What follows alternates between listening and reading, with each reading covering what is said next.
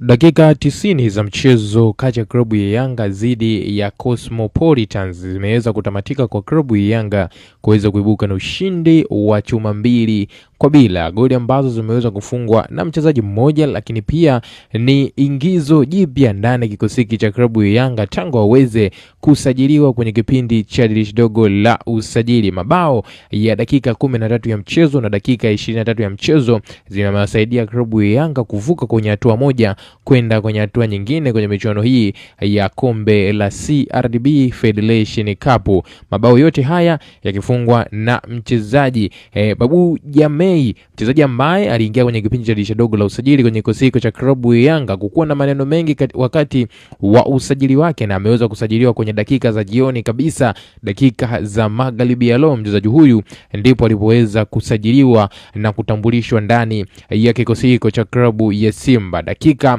takribani 20 zimeweza kumtosha kwa mchezaji huyu kuweza kuandika mabao yake mawili akiwa amevalia jezi ya klabu ya Yanga. Sasa Babu Jamei anaingia kwenye orodha ya wachezaji ambao wameweza kusajiliwa kwenye kipindi cha dirisha dogo la usajili mpaka sasa hivi wakiwa wamekushaweza kuzifumania nyavu. Miongoni mwa wachezaji ambao wameweza kusajiliwa kwenye kipindi cha dirisha dogo la usajili na wameweza kuzifumania nyavu, hapa ninamzungumzia mshambuliaji la Ulindo Depu Maria ambaye pia ameweza kusajiliwa kwenye kipindi cha dirisha dogo la usajili na akiweza kufunga kuanzia kwenye michuano ya klabu bingwa barani Afrika, lakini pia ligi kuu ya NBC Tanzania bara. Babu Jamei ni mchezaji ambaye kikweli kwenye mchezo dhidi ya Cosmopolitan ameweza kuonyesha kiwango cha juu kweli kweli. Ni yapi maoni yako kuhusiana na kiwango cha mchezaji huyu Babu Jamei ambacho ameweza kukionyesha dhidi ya timu ya Cosmopolitan kwenye michuano ya CRDB Federation Cup siku hii ya leo? Njoo tuambie kupitia sehemu hiyo ya comment hapo, na sisi tutakuja kuchat na wewe kupitia hapo. Bila kusahau mwana mchezo wangu, hakikisha